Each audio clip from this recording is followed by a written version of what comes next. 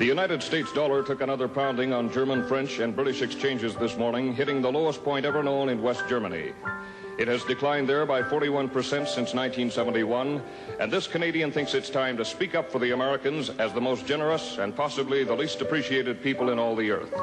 As long as 60 years ago, when I first started to read newspapers, I read of floods on the Yellow River and the Yangtze.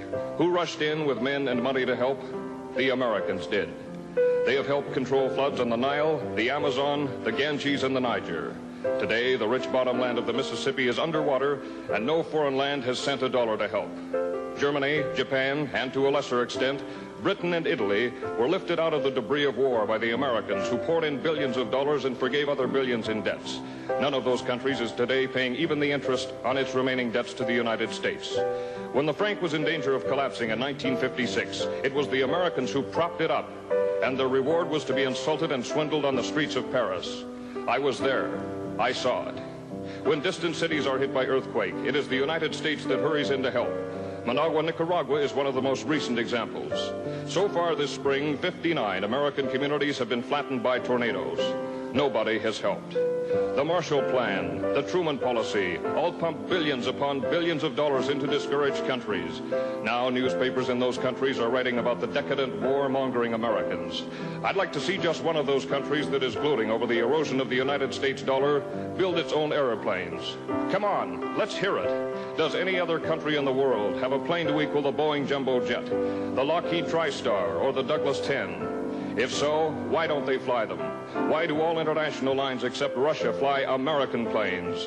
Why does no other land on Earth even consider putting a man or woman on the moon? You talk about Japanese technocracy and you get radios. You talk about German technocracy and you get automobiles. You talk about American technocracy and you will find men on the moon, not once, but several times, and safely home again. You talk about scandals and the Americans put theirs right in the store window for everybody to look at. Even the draft dodgers are not pursued and hounded. They are here on our streets, most of them, unless they are breaking Canadian laws, are getting American dollars from Ma and Pa at home to spend here. When the Americans get out of this bind, as they will, who could blame them if they said, the hell with the rest of the world. Let someone else buy the foreign bonds. Let someone else build or repair foreign dams or design foreign buildings that won't shake apart in earthquakes.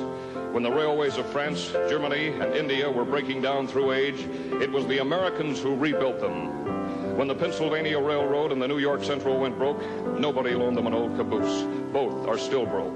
I can name you 5,000 times when the Americans raced to the help of other people in trouble. Can you name me even one time when others have raced to the Americans in trouble? I don't think there was outside help even during the San Francisco earthquake. Our neighbors have faced it alone, and I'm one Canadian who's damn tired of hearing them kicked around. They will come out of this thing with their flag high, and when they do, they are entitled to thumb their nose at the lands that are gloating over their present troubles. I hope Canada is not one of these, but there are many smug, self-righteous Canadians. And finally, the American Red Cross was told that at its 48th annual meeting in New Orleans this morning that it was broke. This year's disasters have taken it all, and nobody, but nobody, has helped.